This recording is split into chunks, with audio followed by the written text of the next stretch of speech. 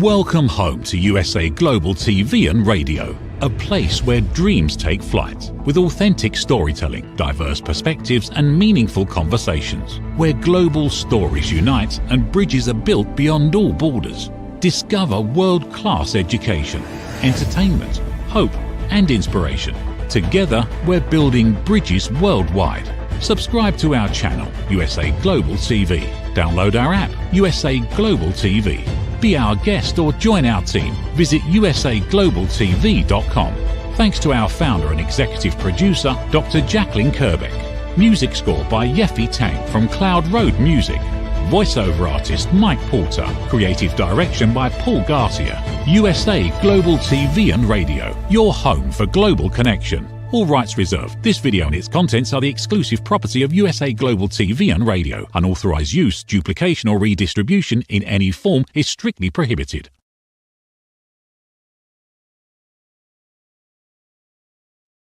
Could it be that it's Monday again? How fast do these weeks go by?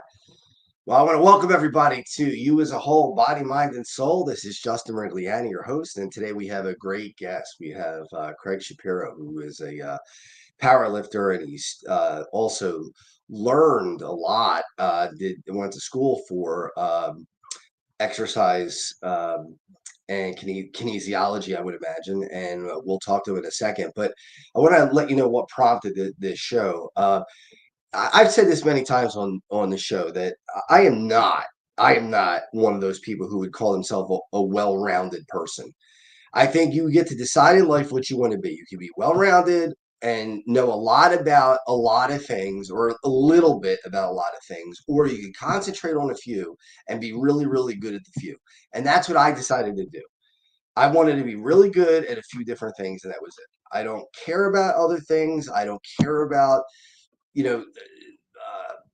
17th century literature, all that stuff, things that just don't, I don't know how to play chess. I don't know all these things. But yesterday I was talking about supplements. I was talking about, in particular, RFK Jr. And I said that RFK Jr. is on something. Now, I don't believe it's steroids. I do think it is a TRT, which is testosterone replacement therapy. He's 70 years old, and if Dr. Jacqueline, you can put the picture up of RFK and see how he's built. There's RFK there at 71 years old. Now, you can't tell me that that is natural at 71 years old. Have you seen a 71-year-old that is that jacked? It's just, unless you are a genetic freak, that's not going to happen. That's not going to happen. Now, I am all natural. I was the two pictures of me, if Dr. Jacqueline, if you can put those up, one was at 49, one was at 50. Now I'll show you one of them. That's 49 years old. Okay. That is about as big as I get. My arms at that time were about 20 inches. Naturally, I did not. I weighed 200 and some pounds. We don't have the other picture, but that's okay. But this is one where you can see there's shoulder development, there's muscular development. Do I expect to look that way at 71 years old? No, I do not expect to look that way at 71 years old. At 50, I look that way. I'm actually bigger now than I was in that picture, and more muscular. My point is, you can hit certain levels, you can do certain things, you can get certain strength plateaus without steroids. I was able to get 20-inch biceps without steroids. I didn't touch any TRT. That's very unusual. But I was lucky. I was genetically gifted in the arms. My chest, not as much. I don't have the ability to grow a chest like some other guys do. But we're going to talk about all of this with Craig, and Craig's going to give us a lot of background on this, and he really is an expert. So, Craig, could you join us and let's get together and talk a little weightlifting? Hey, Justin. Hey, everybody. Thanks so much for joining us tonight. I hope you really get something out of it. I'm super excited. I want to thank Justin and Jacqueline for having me on. We're going to have a great conversation. So, Craig, tell us about your history. So how did you get started? You went to Penn State, right? So actually, I'll keep it somewhat short. And if I ramble, just stop me, okay? No. When I was 13, my dad got me a set of dumbbells. So I was this short little guy. I was an athlete, but I was short. And he got me a set of dumbbells. I started picking up weights when I was really young and got hooked very, very quickly. I'll never forget the school I went to. And it's going back. I'm 59, so I graduated high school in 1983. So I remember at our school, we had this universal machine, and a lot of you here don't even know what a universal machine is because you just don't. But a universal machine was a weight machine that had all these different stations on it. And I'll never forget this. I was in high school, and I was like I said, I was short, but I was really strong. And to do the whole weight stack was 270 pounds. I never forget that. And very few high school kids could do the whole weight stack. And I remember the first time in gym class, I was able to do it. And the kids were like, oh my God, how are you doing that? And that kind of got me hooked. I did my first bodybuilding show when I was 18. It was like awesome. And then I went to college. I got a degree in exercise science and I got involved in personal training. And then I became a health and physical education teacher, competed in bodybuilding for about probably 14 years. And then was still lifting, did a show when I was 46, and then got much more involved in powerlifting. So I did some powerlifting when I was younger, but then I got more involved in it more recently. And that's really where my passion is. Actually, my passion really is fitness. It's not really necessarily, I mean, lifting, yes, but really the overall fitness, wellness, mind, body, soul, that is my passion. So I don't know if that helps, but there's a little background.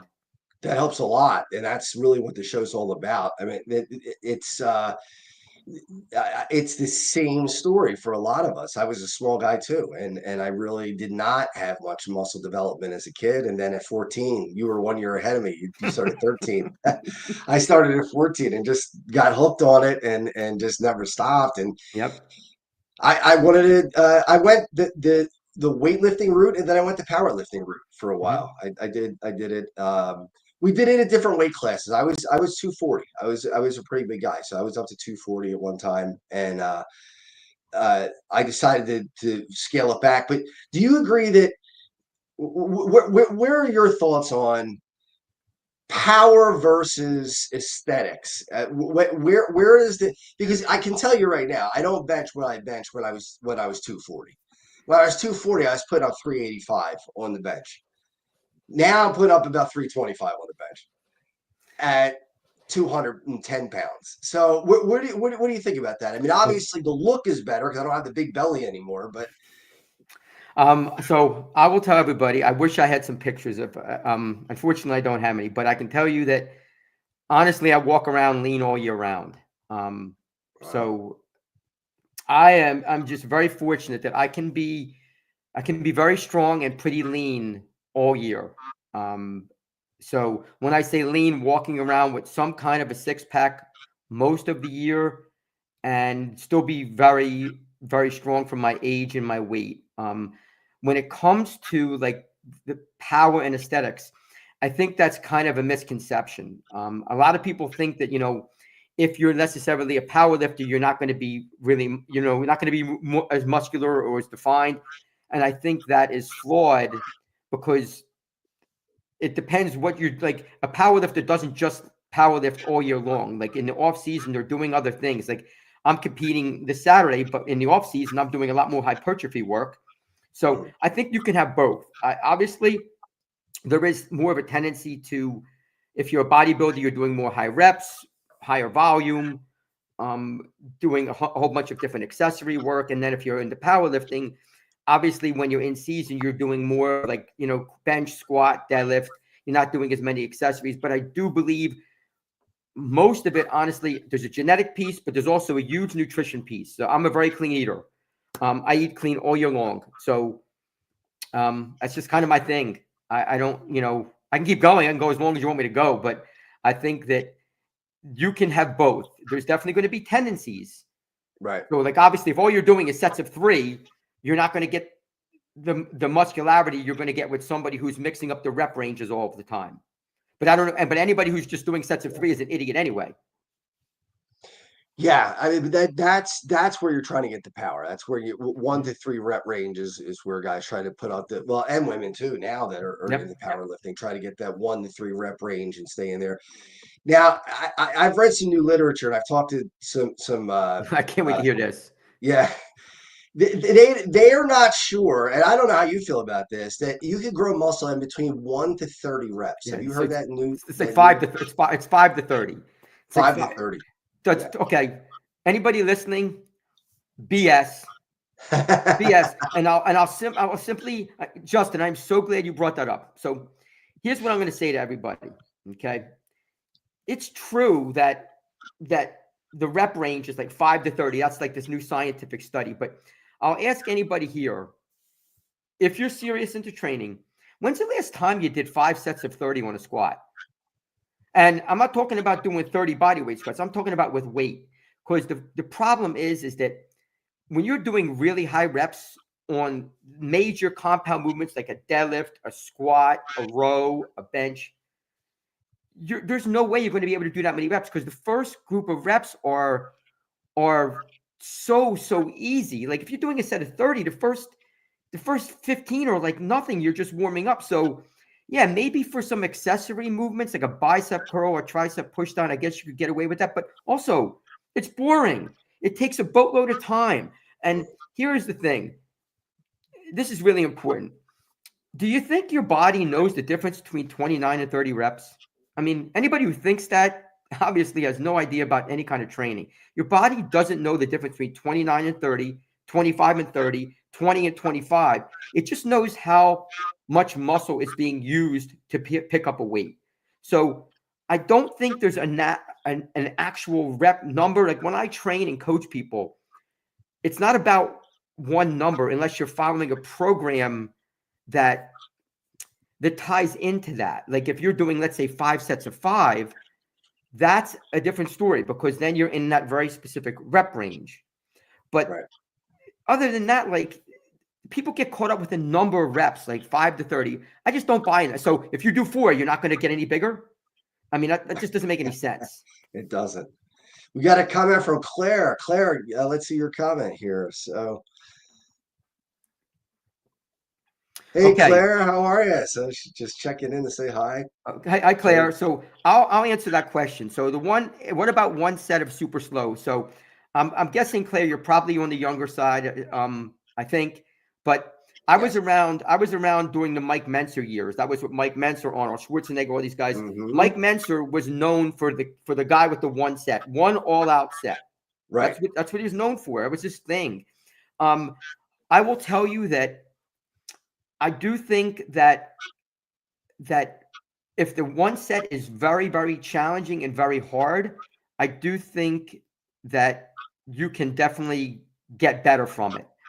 And that's a difficult topic, because when you get involved in things like volume, like how much volume do you need, that's going to vary so much on so many factors, like your age, your gender, your weight, how much experience you have, your stress level. There's just so many variables in it. That's why the science community is very, very difficult, because it's just very difficult. I don't want to ramble on about it. I'm just saying that sometimes the scientific fitness community makes things much more complicated than they are, because that's what they're trying to do.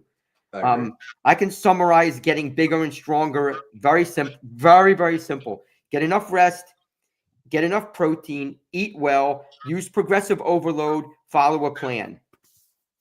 There you go.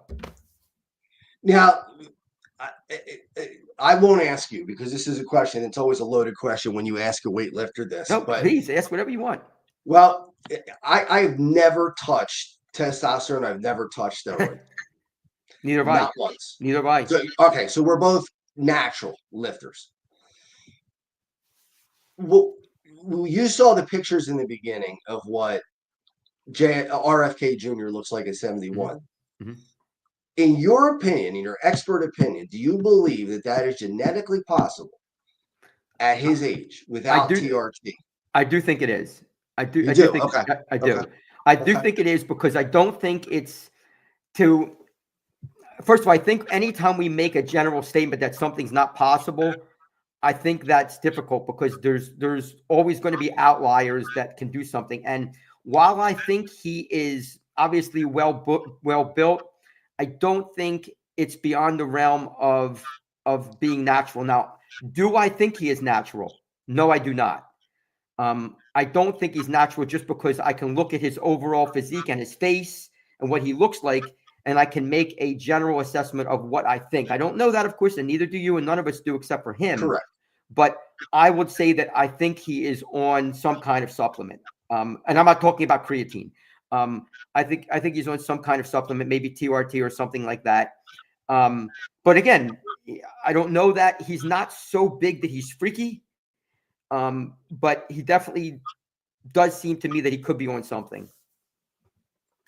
Yeah, I agree with you. I think it's very difficult, especially at 71 years old. I mean, you and I are in our 50. I'm 50. You're 59. We're both in our 50s. It's hard now. I mean, it's not easy to maintain muscle and strength now. And certainly at 71, when you tack one another, for me, 20 years, 21 years, and 10 plus for you, it's going to get harder. I don't expect to look like that at 71, to be honest with you. I'll still be in the gym, I hope. Well, first of all, you'll definitely be in the gym because it's part of your life. Yeah. So yeah. I mean, and again, kind of going back to that, like I will say I'm 59 and obviously you can't see how I'm built, but I'm generally pretty defined. I've seen you. Yes. Yes. I'm pretty defined. So, I think that it really comes down to a lot of other things. Like, I don't know what RFK is doing. Like, I don't know what his diet's like. I don't know what his rest is like. I don't know what his training is like. I don't know his history. So there's so many variables I don't know about to make an assessment. I could say I can look at his face and see what his face looks like. Yeah. And that tells me a little bit of a picture. Like, yes, it does. It tells me a little bit of a picture. He's got that bloated face. Yes. So I don't want to say definitely, but I would kind of say that I do think he kind of has that kind of look about him.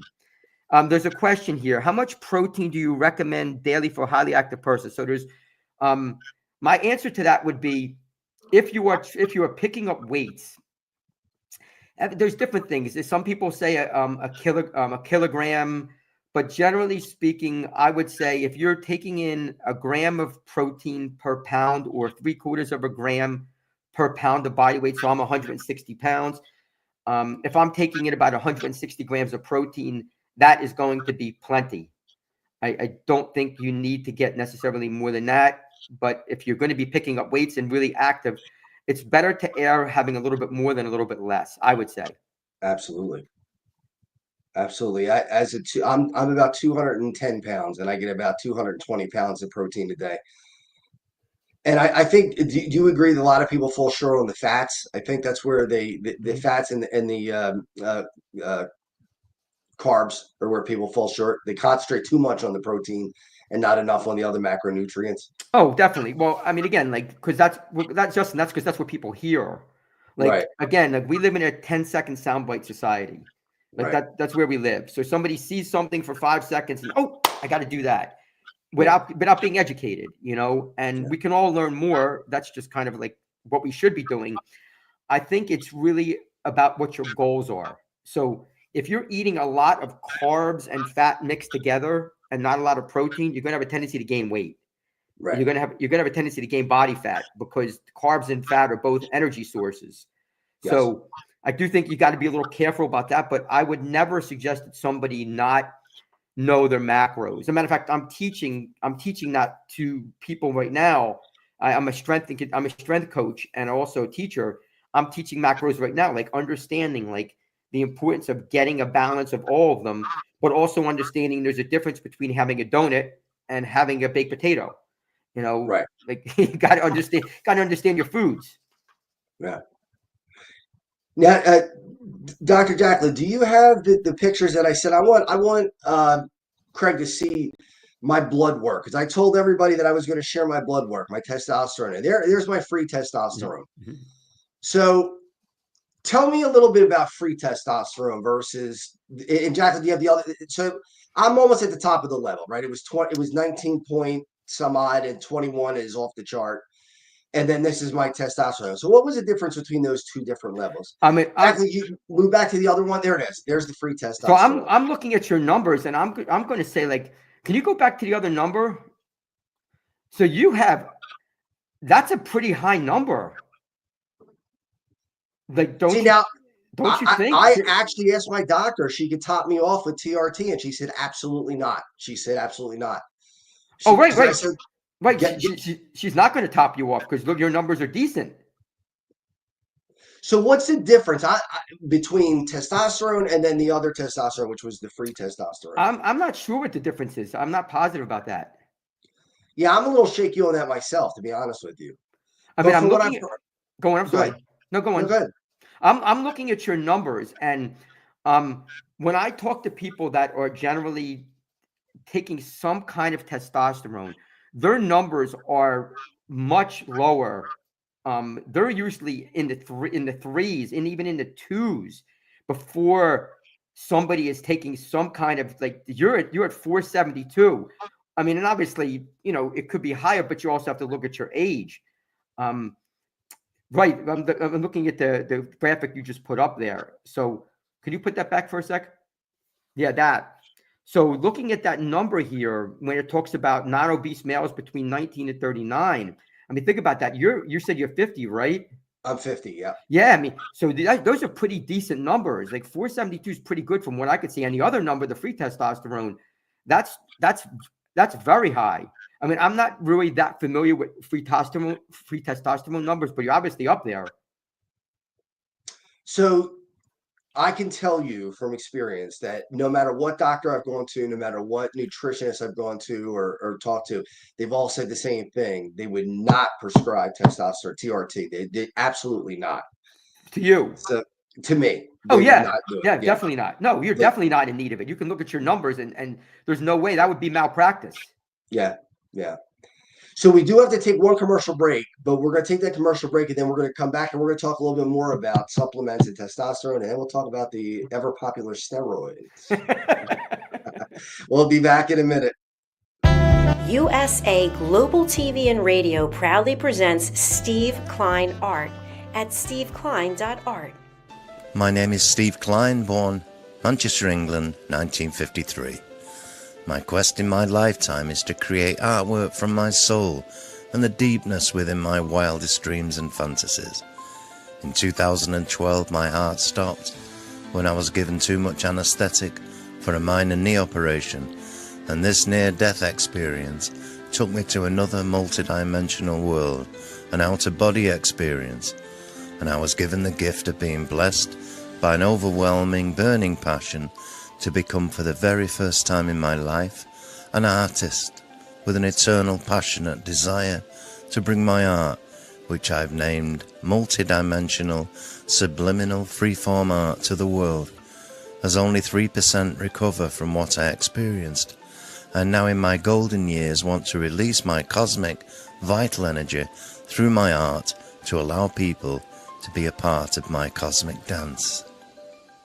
To learn more, email roccogoodwine@gmail.com. For VIP pricing, mention USA Global TV and Radio.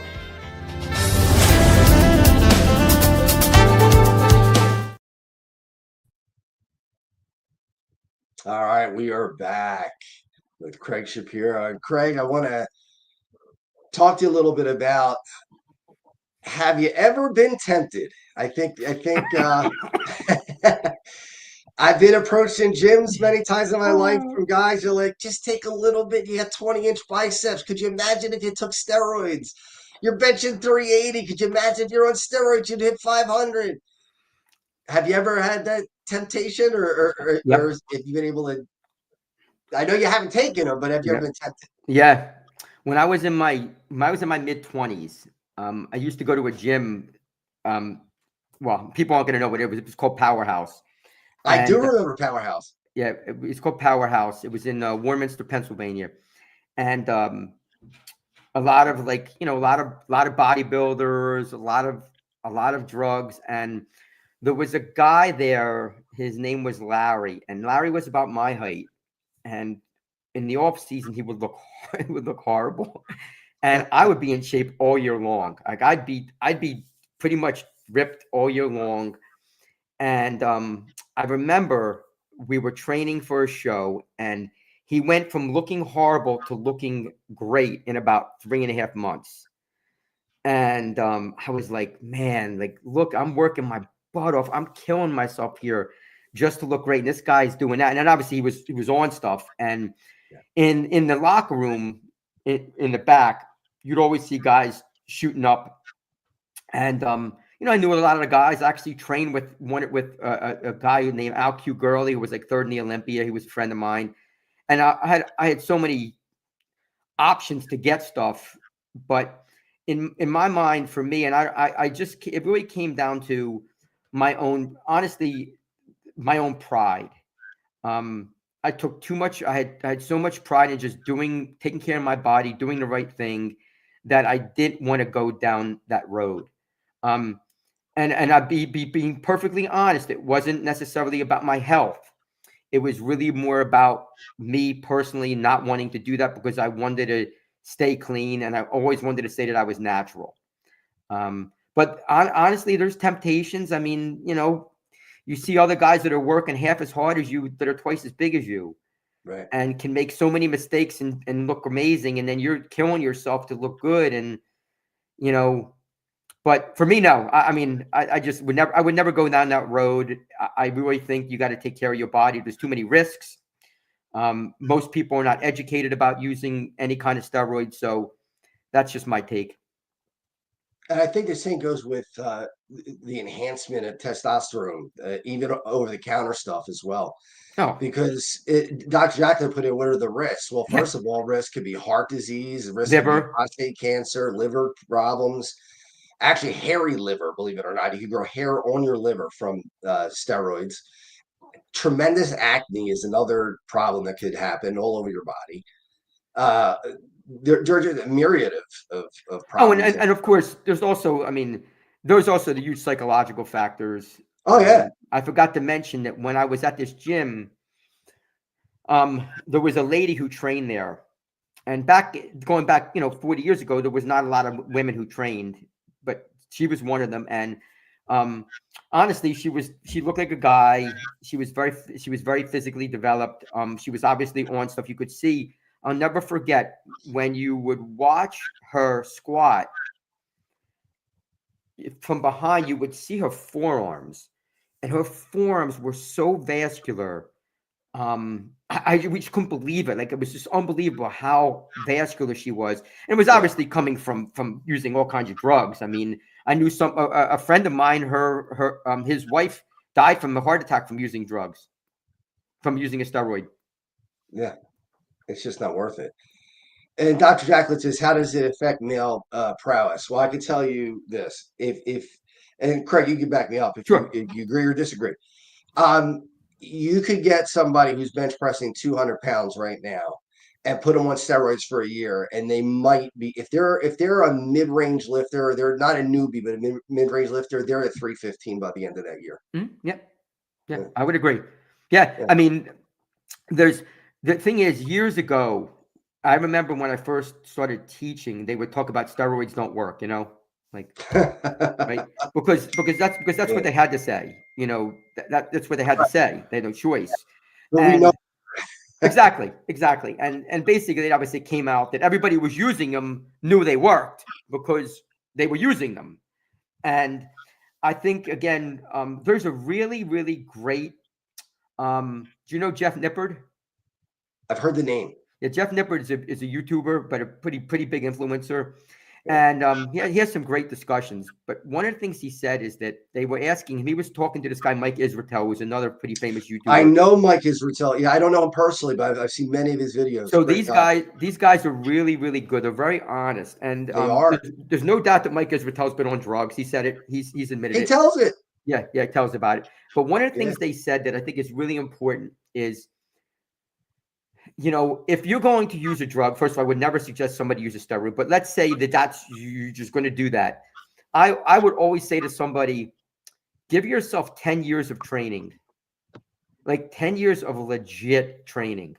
And I'm not talking about recreational training. I'm not talking about when it's convenient. I'm not talking about a hobby. I'm talking about 10 years of making it a big part of your life. And then after 10 years, you can reassess yourself, because so many young people, especially young guys, it's the easy route.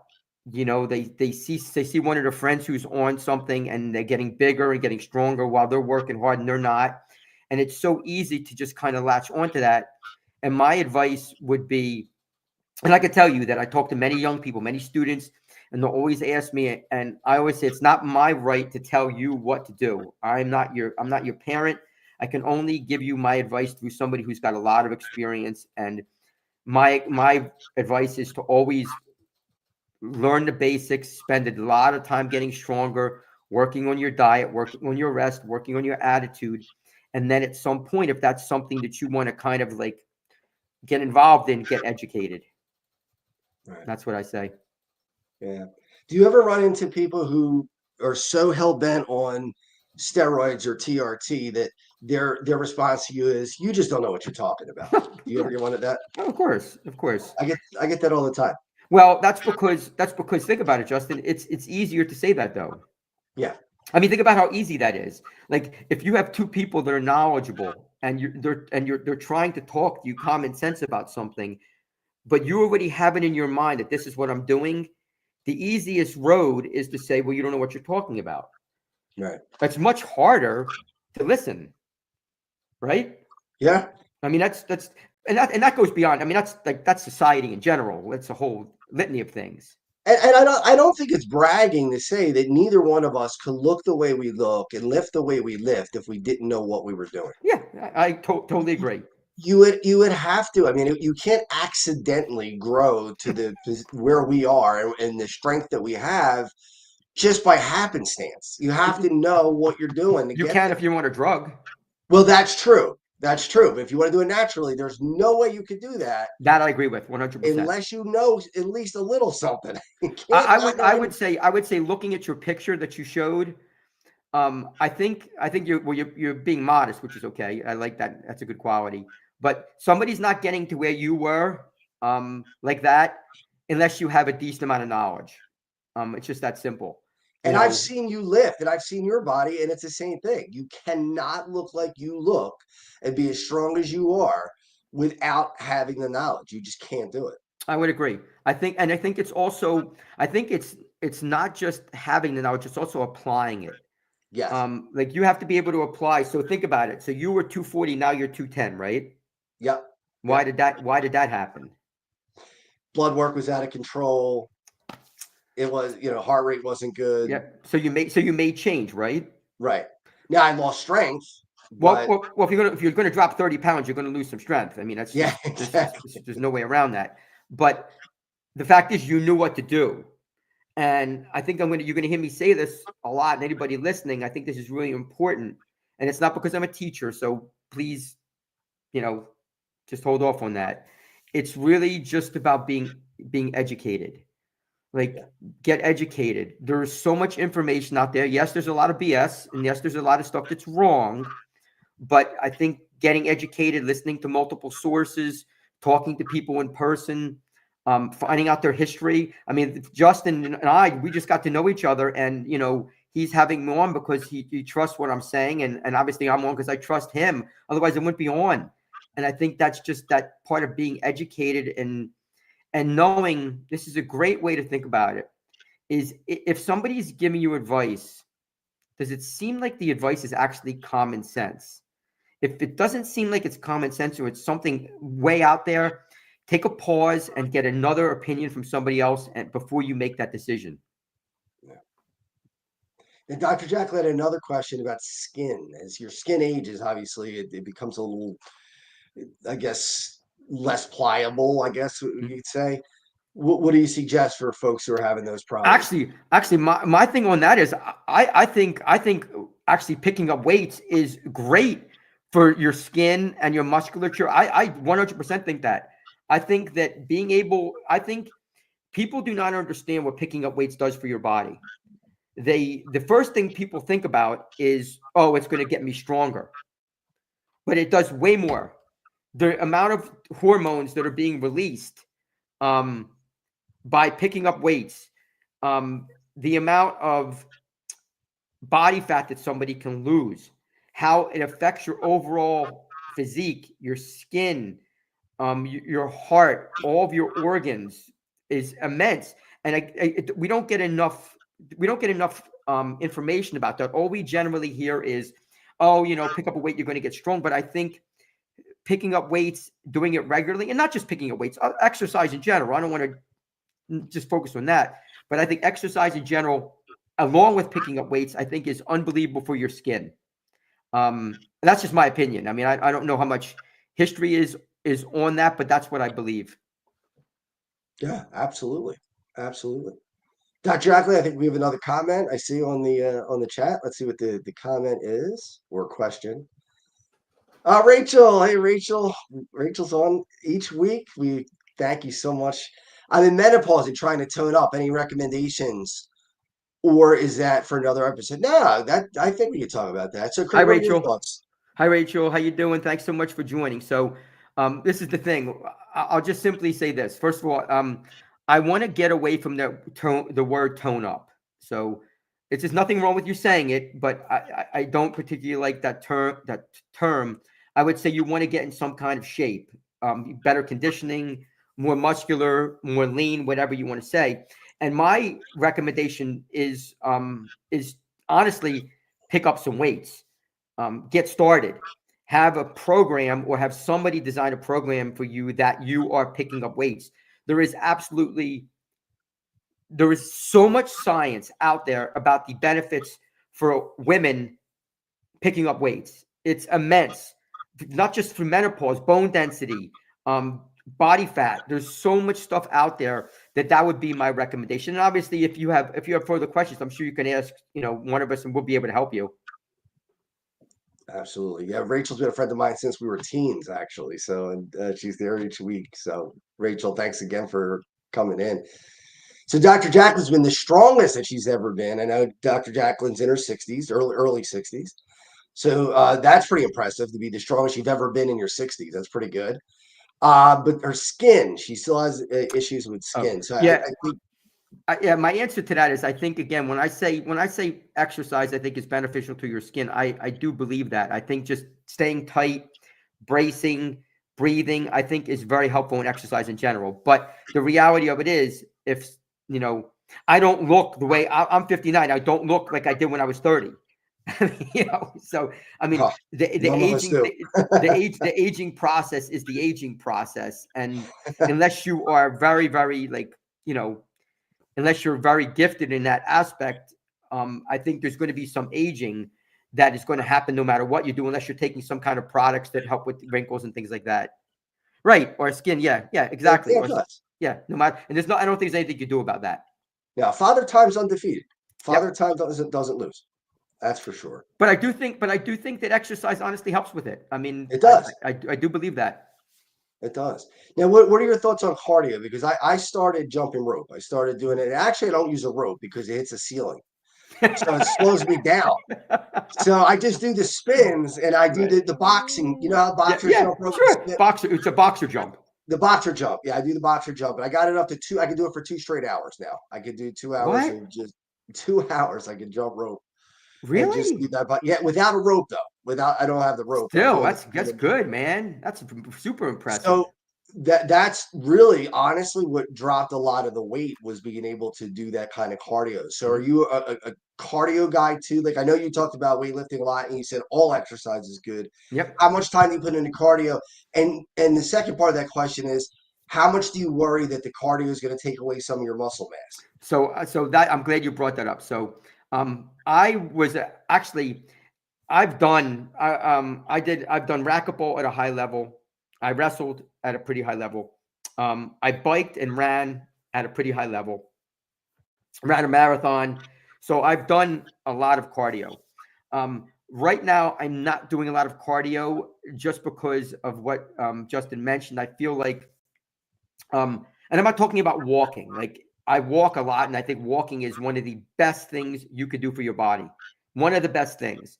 But as for like intense cardio, like running or doing like an elliptical or things like that, I don't do a lot of that. Very, very small bouts of it at a relatively low intensity, because that's not something that I am necessarily seeking right now as somebody who's a powerlifter. Because I think if you do too much cardio, it definitely will zap your strength. There's no doubt about it. And I can tell you that because I had to cut weight last year and I did cardio to make weight, and it really hurt my strength a lot. So I think cardio is incredibly beneficial. It just, again, it depends on what your goals are. I think if you're not necessarily competing, I think that mixing cardio and picking up weights is a great idea. I think it's awesome. Yeah, I'm looking at I do weightlifting max out classes, spinning. Yeah, I do yoga. I think that stuff's great. I think mixing stuff together is what you should do. I don't think you should ever just do one aspect of training. I just don't believe in that. And even though I am a power lifter and lifting is my main source of exercise, I teach yoga. I do yoga. I do yoga every day. Every single day I do yoga. I walk a lot. Again, I'm not running a lot or doing those other things because I can lose weight very, very quickly. And that's not really my goal. So I guess I hope that answers the question. No, it does. It does. That's the rub, I think, for most of us is how much cardio do you do to stay healthy versus the muscle loss, wanting to keep that balance. How much downtime do we need? Well, go ahead, Craig. Okay. So I guess that's Jacqueline, great questions. It is a very good question. Great question. So here's my thing on that. I'm glad you brought that up because I was going to mention an acronym, and I know, Justin, you're going to love it because I'm getting to know you. So I use the acronym FRAT, F-R-A-T, and I'm not talking about like a fraternity. I'm talking about like FRAT. So F-R-A-T stands for food, recovery, attitude, and training. F-R-A-T. And when it comes to the recovery piece, I think people are confused about what that means, like taking a day off or taking multiple days off. So I actually strength train 5 days a week, 4 or 5 days a week. It varies on the week and whether it's off season or not. But on the other days, I'm not necessarily resting. I'm not just lounging around on the couch eating yum donuts. I'm just not necessarily picking up weights. I might be doing yoga. I might be walking. I might be doing other things, but I'm not just vegetating. And I think my question to you would be, what do you mean by downtime? Like if downtime is not going to the gym, that's fine. You don't need to go to the gym every single day. I mean, you can if you want, but you don't need to. And that's the other side of it. There's nothing wrong with going to the gym 6 days a week. It just depends on what your goals are, your planning, your programming, how hard you're training, and a lot of other factors. But I think people get confused when they think of downtime. They think of, oh, I'm not doing anything. And if you're just sitting on the couch watching TV all day, to me, I call that lazy. That's just me. So don't hate the speaker. And I know we don't have enough time to get into it, but maybe some other time we can have you back, Craig, and talk about the difference between systemic fatigue and local fatigue, because those are two different things. And systemic fatigue, it can take months to years to recover from if it's abused too much. That's what happens when people. That's what happens when people overtrain. They train hard. Exactly. They train hard. I had that happen with somebody I was helping a couple of years ago, and I kept saying to him over and over again, "You're not listening. You're training too hard." Well, I'm not getting bigger. You're training too hard. You're training too hard. You are going to overtrain. You're going to have systemic fatigue, and then you're not going to be able to train. And that is exactly what happened. He went over the cliff. And once you do, it could be months to years to recover, which people don't believe. They think that's crazy. They say it can't be years. Yes, it can. And it's also the emotional piece. Yeah. It's like if I said to you, Justin, man, oh my God, you're 210, you look great, man. You're benching this. If somebody said to you and you overtrained and now your bench went down, your weight went up, you'd be emotionally scarred. Yes. You'd be emotionally scarred. I've seen that happen with people because they just don't understand. Like it's a balancing act. The guy that I train with, they always joke with me because I'm very conservative. Like it's rare that I'm ever going all out in a training session. Now I'll go close to it, but I don't usually go out. I save that for the meets. And my thing is that's because I don't want to be so fatigued constantly that it's going to affect my next workout. So I'll say that again. One of the things that's really important about training is if you're training so hard that you cannot come back and do the next workout properly, that's not a good thing. Okay, you should always be able to come back and do the next workout. And if you keep doing that, you will have systemic fatigue instead of localized fatigue. What is the question? Tips to prevent injuries from Why don't you answer that? Because I'm talking a lot. No, you're doing great. No, this is good stuff. I think you'll agree with this. The tips are you have to use right form. I mean, I think that's the number one thing is if you use right form and the right amount of weight. If you're curling and you're using your back and you're jerking that weight up, you're not. First of all, you're not training the muscle that you want to train, and secondly, you're putting strain on parts of your body that you don't want to put strain on. So use lightweight first, learn the movement, and then start to develop that. What would you say, Craig? First of all, you nailed it. You nailed it. Like I said, I do strength and conditioning for a football team where I teach, and first day, very simple, guys. We got to master the form. Don't ego lift. People don't know what ego lifting that means. That means like picking up weights that you're not supposed to pick up or you're not able to pick up just because you feel like you need to do them. Master your technique, just like Justin said. Get your technique down, master the form, and your strength will go up naturally. That's just how it works. I love that, Jacqueline. So you said, Jacqueline said it's the number one tips to prevent injuries. Obviously, like Justin said, master your form, recover enough, eat the right foods, do some mobility work. As for a priority in my life, I love that. I love that. I think that is. So, Justin, let me ask you a question. Sure. On a scale of 1 to 10, how important is exercise to you? So before you answer, just think about, like, 10 means it's everything. 1 means it's nothing. Obviously, we know you're not going to be a 1, but where would you say you are? I'd probably say an 8. So think about that, like an 8. Like an 8 means that it's really important to you. It's not just a little hobby. No. And I think that's what people get confused about is they don't understand. Like, if I always give the analogy of this, it's a beautiful day and, man, I can't wait to go to the gym. It's so nice out. Well, what would you do if it was snowing? Would you still go to the gym? Because people that make it just a hobby, they go to the gym when it's convenient for them. People who have it as a lifestyle, they go to the gym because it's a lifestyle. Like Justin said, he's an 8. Well, if you're an 8, it's not a hobby. It's a big part of your life. Dr. Jacqueline, I think you said about meals, 3 to 6. You said 10 non-negotiable. You have 10 meals a day. Is that? No. She's saying her lifestyle is a 10. Oh, she said 10 non-negotiable. I got you. Okay, I was going to say 10 meals a day. Oh, my goodness. And actually, I would say that honestly, I would say that I am I'm basically a 9 or a 10 almost all the time. Yeah, I would say that. What is this? Please talk about how many meals a day. I heard 6-3. First of all, all that stuff is kind of bogus. That's another bogus. It's another bogus thing. The many small meals a day is totally BS. And it's completely totally BS. Now, when I say that, I would say that is it bad to have 6 small meals? Of course not. Not at all. Not at all. If that's how you choose to eat. If you choose to have 3 regular meals, that's okay too. It's whatever's going to fit you, and you have to look at your caloric needs.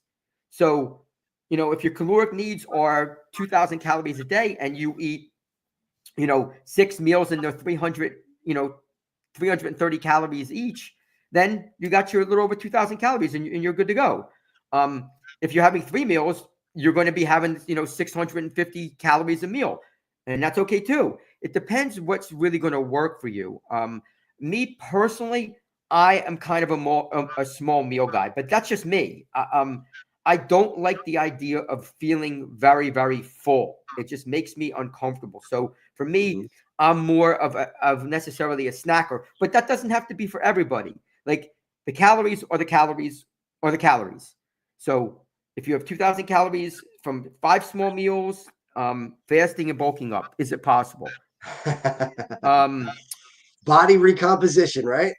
Well, first of all, you can't turn muscle into fat. You can't turn fat into muscle. They're 2 totally different things. So absolutely 100% correct. So you can't do that. That's a misconception that's been around for years. Yep. That's a huge misconception. Yeah, I will say this. a lot of this comes down to where your current physical condition is. So, for example, like I said, I'm competing on Saturday, and when I started my weight cut, I was about 160 pounds.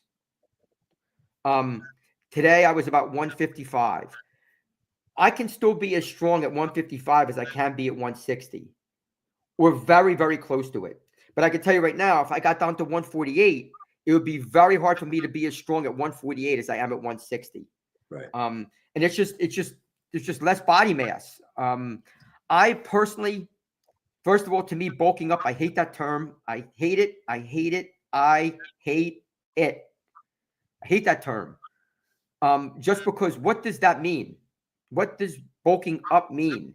You mean getting bigger, or getting fatter, or getting stronger? No. You don't know. I was just joking. I'm just joking with you. I just hear that term a lot. Kids say it to me. Shap, I'm doing a dirty bulk. You know what a dirty bulk is? Dirty bulk. Yes. Yeah. That's a terrible idea. Eat whatever you want. Eat whatever you want. Whatever you want. You know, I think that the term bulking up, if you mean getting stronger, it is true that and Justin, you touched on this in the beginning. Your bench at 240 was higher than it was at 210. Yeah. I mean, that's just, you got more body mass. I mean, this is the way it's going to be. And also, it's also important to without rambling on forever and ever, at 240, you were also still muscular. Like, you weren't just fat. You know what I mean? Like, if somebody's just obese and they never pick up a weight, they can lose weight and get strong because they've never picked up a weight. So that's a totally different thing. Fasting, I think fasting can be okay. I mean, I think it's another technique that can work once in a while. I wouldn't do it all the time, but I think anytime that you're mixing things up, shocking the body, I think it can have a short-term effect, not long-term. Craig, would you agree that and really what Dr. Jacklin's talking about is body recomposition? I believe a lot of the studies that say don't chase two rabbits at the same time. Yep. So chase the rabbit of losing the weight first, lose the strength, and then build the strength back up after. If you try to do both at the same time, you're going to catch neither rabbit, and you're going to wind up in the same place you are right now. Well, first of all, you can't do both at the same time. Right. You can't do it. Now, let me just put a caveat on that. It depends where you're coming from. Like, if you're somebody who's just starting, if you've never picked up a weight, of course you can do that because you've never picked up a weight. So the second you pick up a weight, you're going to get stronger no matter what you're doing. Correct. But I'm talking that this comment is more for somebody who's intermediate, somebody who's been doing it. So if you're somebody who's an intermediate lifter, somebody who's been doing it for a while, it is extremely hard to be in a calorie deficit and get stronger. Extremely hard. Especially if the calorie deficit is pretty severe. So, I mean, if you're in a 100 calorie a day deficit, I don't consider that a calorie deficit. No. But if you're doing a 500 calorie deficit, 600 you're not going to be able to do that. Not if you're somewhat advanced. No, I found exactly the same thing when I did it. Yeah. I mean, but like you said, I'm stealing that. I'm stealing that. Chasing the rabbit. I'm stealing that.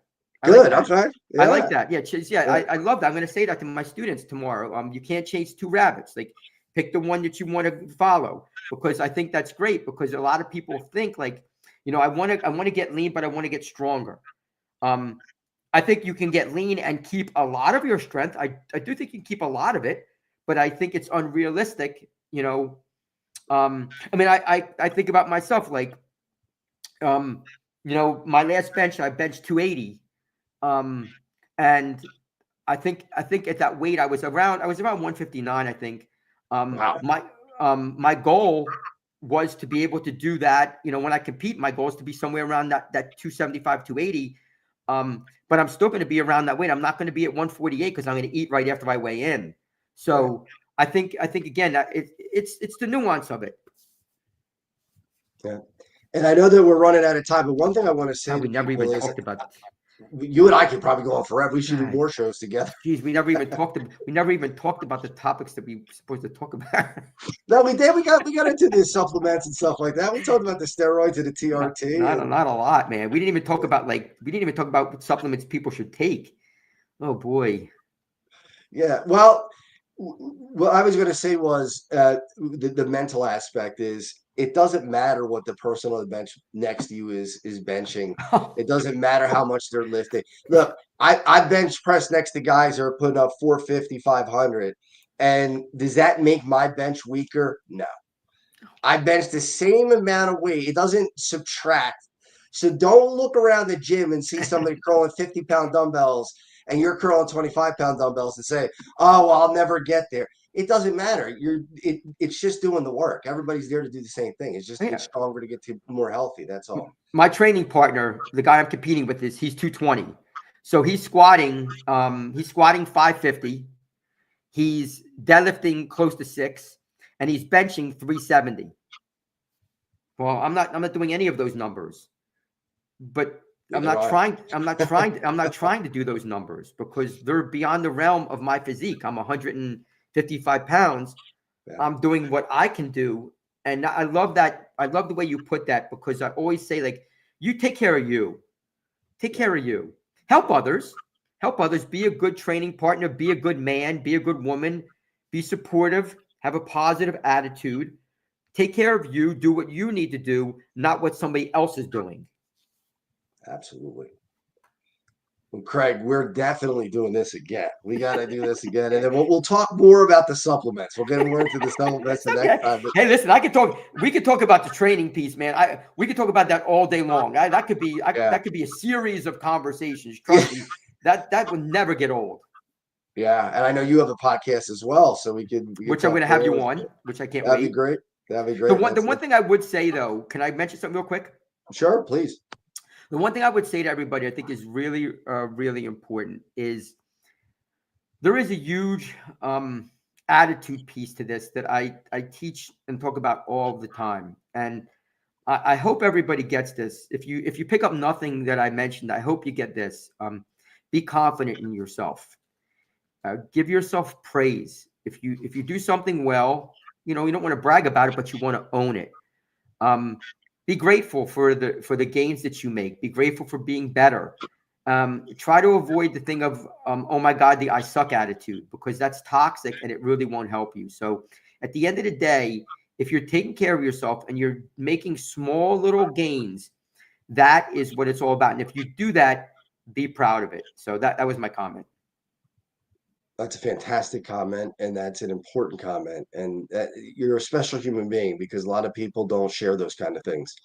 A lot of people are like, just get in the gym and hang and bang and try to get it. Hey, you just got to do the best you can. That's BS, man. I mean, because the bottom line is we're all trying to get better each day. That's what we're trying to do. And if you're trying to get better each day, like I know you are, like everybody listening, like Justin and I, we literally have known each other for a day. That's right. That's right.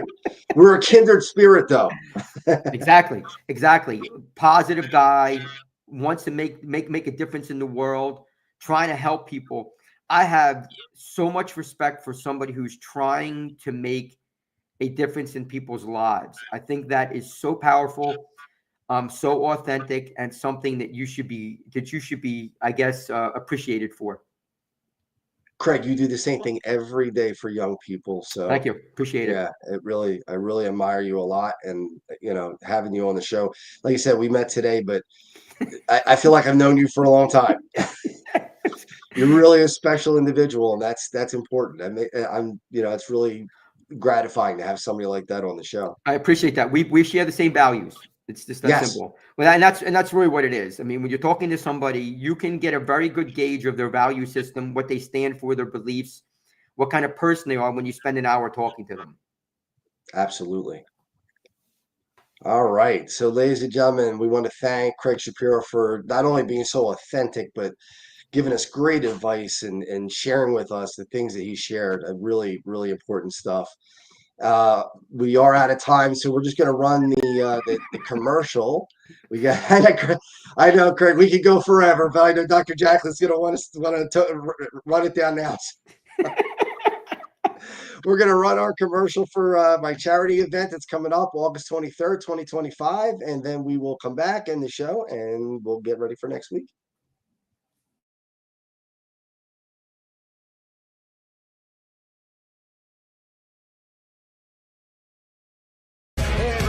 just want to tell you how thankful I am that you came out tonight and helped us out on a very special evening.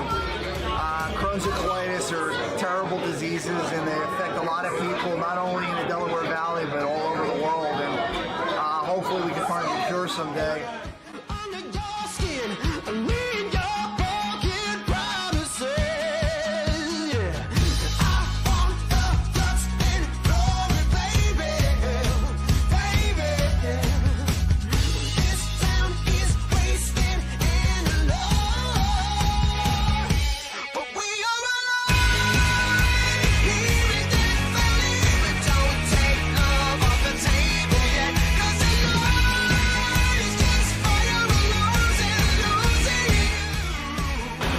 Nolan here with you at the CHECKMATES Varsity Flyers alumni.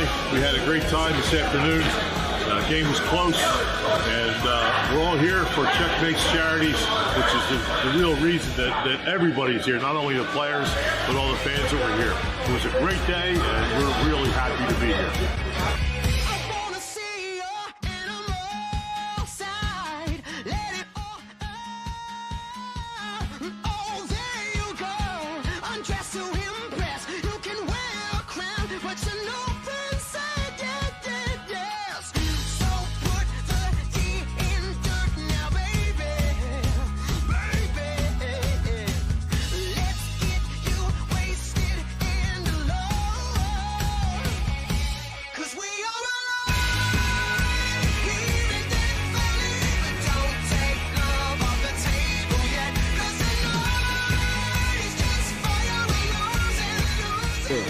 It was fun to be out here at Northeast Skate Zone because the Checos were a pretty good team, and so we had a lot of fun with the charity.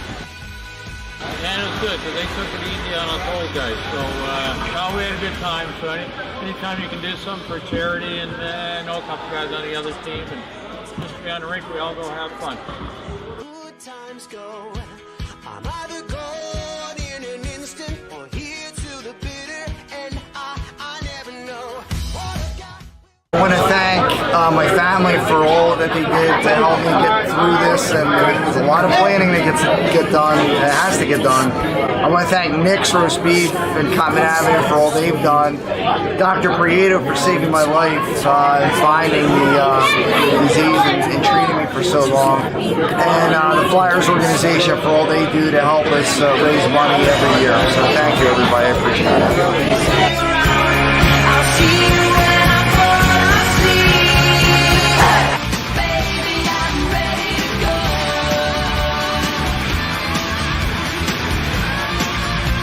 Baby, I'm ready to go.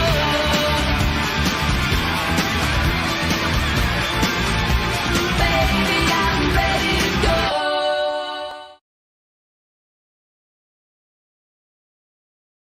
Baby, you ready to go? August 23rd, 2025. Been in touch with Mark Recchi this week, and all things look like they're on board. So we're going to get that game going. We need 1,000 people in that hockey rink, and we need 750 people in that restaurant that night. I want 1,000 hugs and 750 hugs that night as we celebrate life. And we are going to bring, and there's the website. There's the website where you can buy the tickets. It's www.checkmatescharity.com. Just going to have a ton of celebrities there. Mark Recchi, Brian Pratt, Rod Brindamore, hopefully will be there. Kevin Dineen, perhaps. Again, these guys are in the NHL, so it's difficult to nail them down. But Mark Recchi, Brian Pratt were already in. And Joe Conklin's going to do a comedy, 10-minute comedy sketch for us. And Rolf Benershka, the kicker in the NFL, kicked with an ostomy bag for 8 years. Kerry Frazier should be in the NHL Hall of Fame. It's a crime that he's not. Ed Bernstein, one of the greatest lawyers in the history of the country, let alone Nevada, came from Philadelphia. His daughter passed away, unfortunately, from Crohn's disease. Mr. Bernstein, Ed, is going to be there and has become a good friend of mine. So get your tickets. $70. You get open bar, full buffet. You get to watch the game. You get autographs. You get to talk to the players. And that's what we're going to do. We're just going to bring Craig back one more time because we want to highlight him and give you a chance to reach out to him so that if you want to be trained by him or if you want to you just get in touch with him in any way, shape, or form, he can tell you how to do that. Craig, please let us know how we can get in touch with you. Okay, well, thanks, Justin. I appreciate that. Sure. Yeah, obviously, I have a YouTube channel. It's called Cutting the Crap with Shap. You can contact me there. I'm on Facebook, just Craig Shapiro. On LinkedIn, there's the Facebook, the YouTube channel. My email is boomerizzy, so BOOMERIZZY @gmail.com. You can contact me there.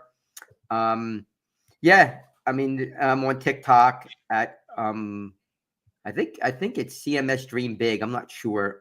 But yeah, I mean, you can get in touch with Justin. He could put you in touch with me. I mean, I appreciate that. It's, not necessary, but if you need help or you have a question, you can always reach out to me about any type of wellness. I'd be more than happy to help.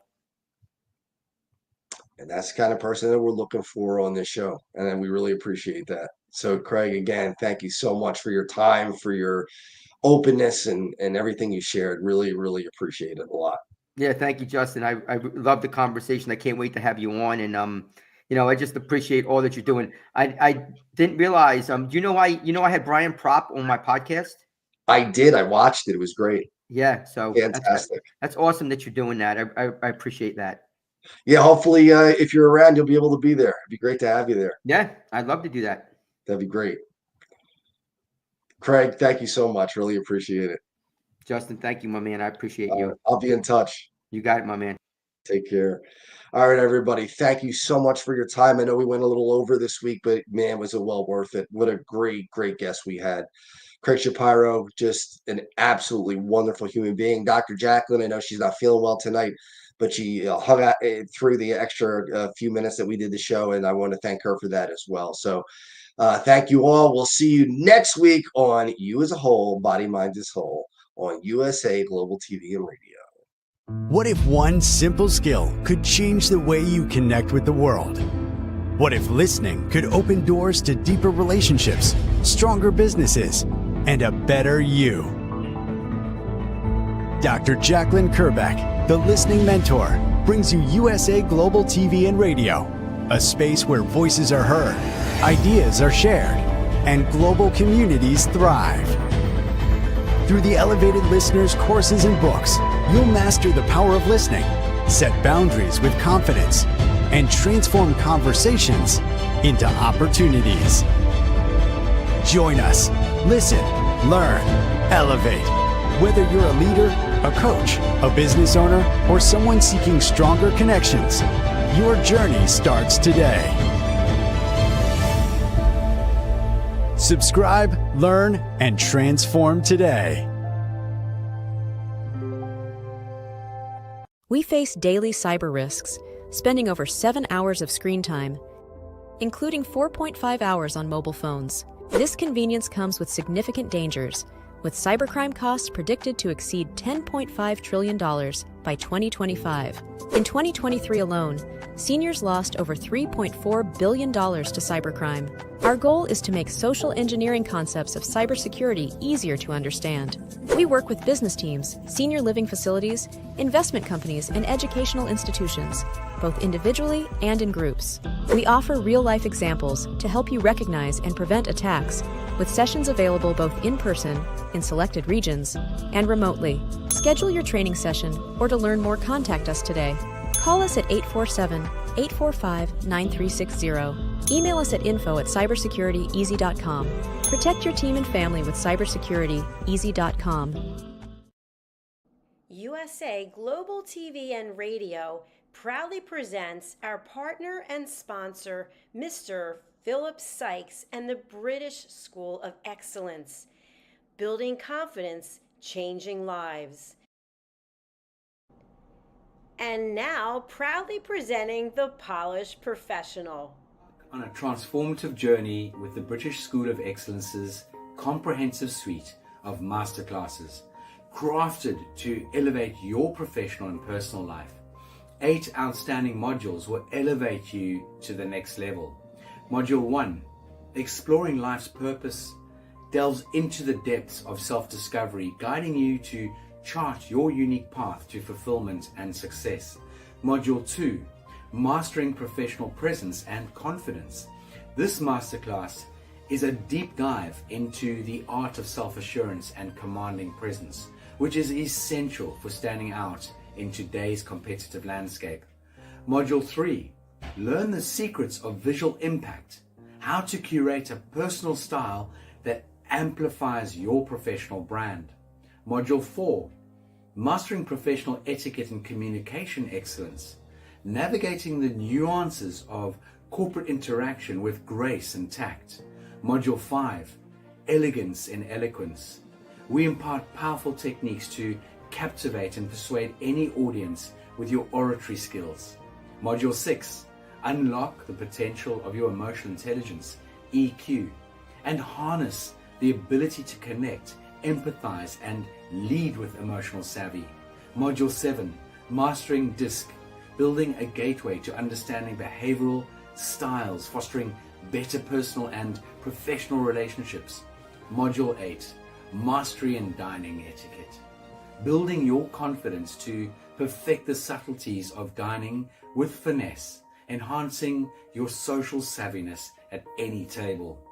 Step into the Polished Professional program where poise, elegance, and excellence aren't just taught, they're instilled for life. Join us to redefine your potential and polish your professional edge.